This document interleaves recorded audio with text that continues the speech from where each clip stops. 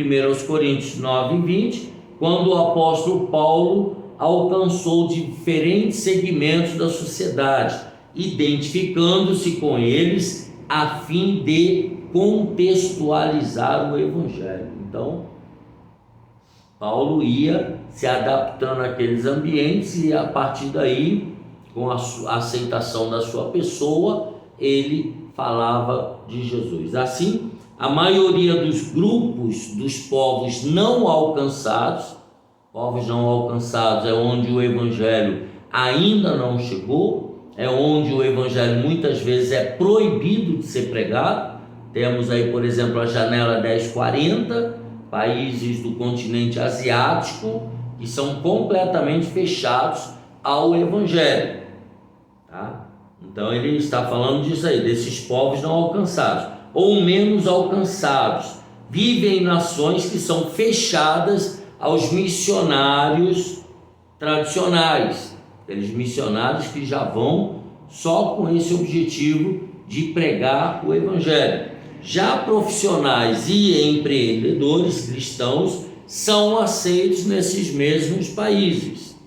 Cristãos com diferentes habilidades, ofícios, negócios e profissões têm acesso a lugares onde os tradicionais missionários, plantadores de igreja e evangelistas não têm. É aquilo que nós já comentamos. Você vai para o Japão exercer sua profissão de dentista, de médico ou de algum outro ofício, eles te recebem, te aceitam, tá? E aí a partir daí você pode fazer missões exercendo concomitantemente a sua profissão, o seu ofício. Número 3, o preparo dos fazedores de tendas. Como os outros missionários, os fazedores de tendas devem se preparar plenamente para se tornarem ministros transculturais o mais eficiente que puderem. Então, não é porque você vai lá trabalhar como dentista que você não tem que ter o preparo teológico, o preparo transcultural para esta missão. Aqui é muito importante a orientação do apóstolo Paulo ao jovem Timóteo, em que a boa instrução é necessária a todo bom obreiro da causa do mestre. Então tem que aprender, tem que estudar, tem que se instruir, tem que conhecer a língua, conhecer a cultura, ter um conhecimento bíblico para poder chegar até lá e fazer um bom trabalho no reino de Deus. Nesse aspecto, então, há um crescimento significativo de profissionais missionários ou fazedores de tendas chamados para missões.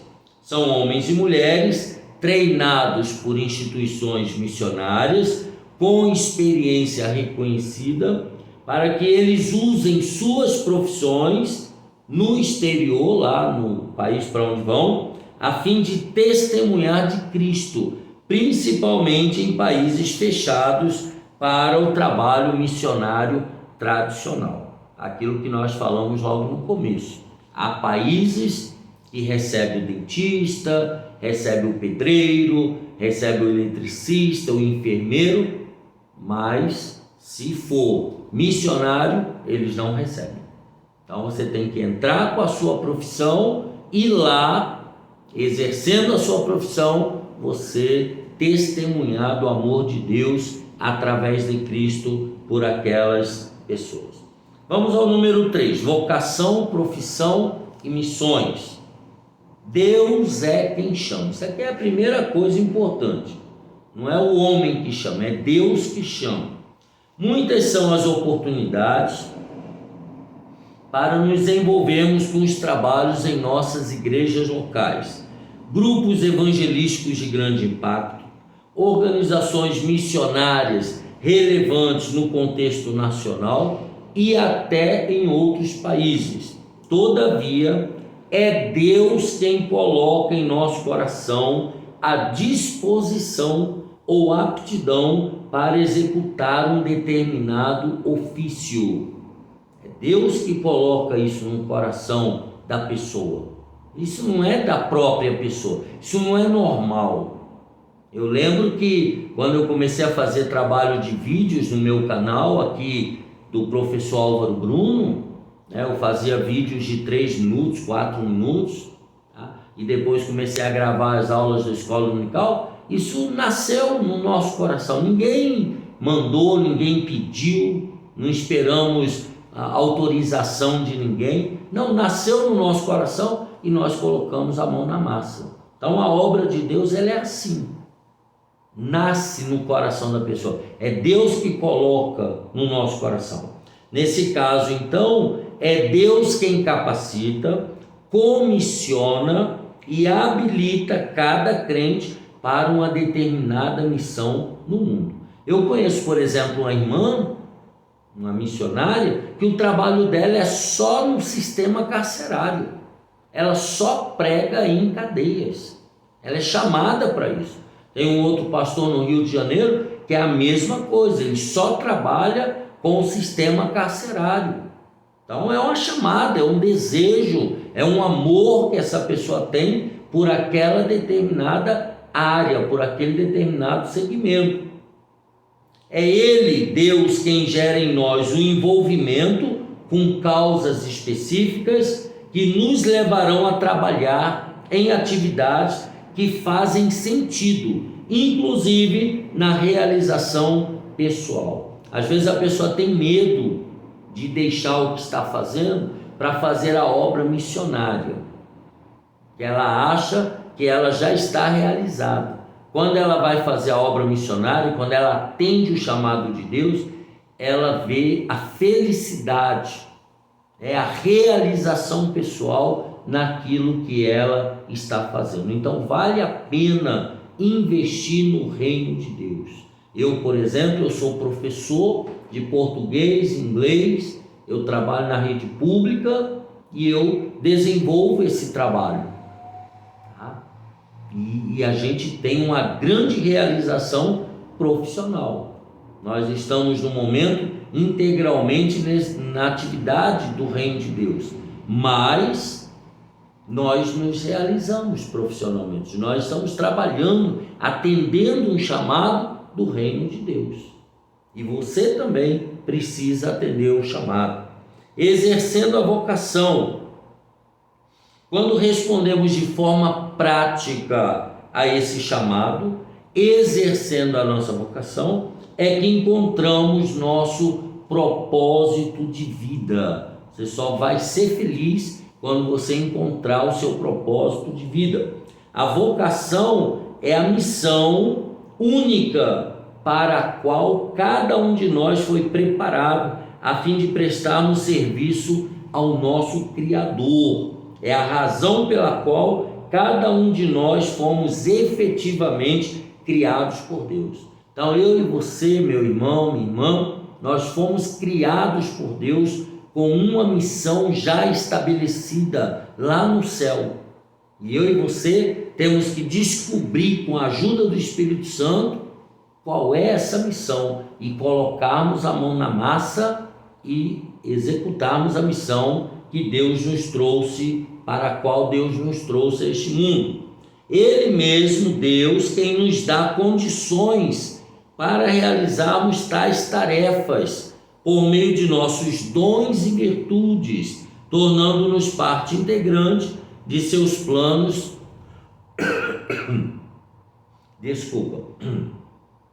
para a sua honra e para a sua glória.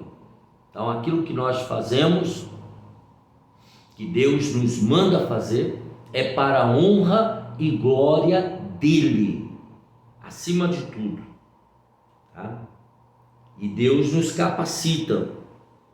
Não por acaso o apóstolo Paulo foi um grande homem de fé, obediente e comprometido com o chamado que teve para a salvação e para anunciar a boa notícia aos gentios, a outros povos. Ele era judeu e ele largou tudo, largou suas tradições, seus costumes, para ir pregar o evangelho para os outros povos. Ele compreendeu que a mensagem e a vida de Jesus eram para ser experimentadas por cada cristão e igualmente anunciadas aos outros com todo o comprometimento. Assim, o apóstolo Paulo exercia sua vocação anunciando sobre Jesus e testemunhando do evangelho por onde Deus o enviava. Então, o apóstolo Paulo teve um encontro com Jesus em Atos capítulo 9, entendeu o seu chamado. Jesus o chamou para uma missão, para pregar aos gentios. Ele recebeu o chamado e botou a mão na massa e se comprometeu a levar o evangelho a todos os povos da terra. Olha que coisa linda, exercendo a sua vocação.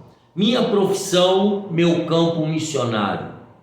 Somos todos vocacionados para servir a Cristo com o que somos e com o que temos, sendo o objetivo principal da vida glorificar o nome de Deus Pai dentro e fora da igreja. Onde nós estivermos, a nossa vida tem que ser um testemunho vivo para os pecadores. Tudo o que temos vem de Deus e deve ser usado para a glória de Deus.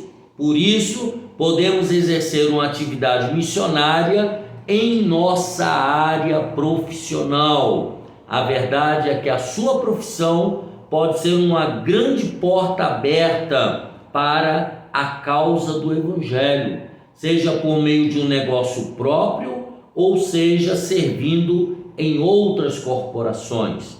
Portanto, no campo missionário há lugar para todos, quer os missionários tradicionais, que vivem integralmente para plantar igrejas, quer os profissionais que conjugam suas habilidades com a obra missionária. Então, você pode ser um missionário tradicional e você pode ser um missionário fazedor de tendas.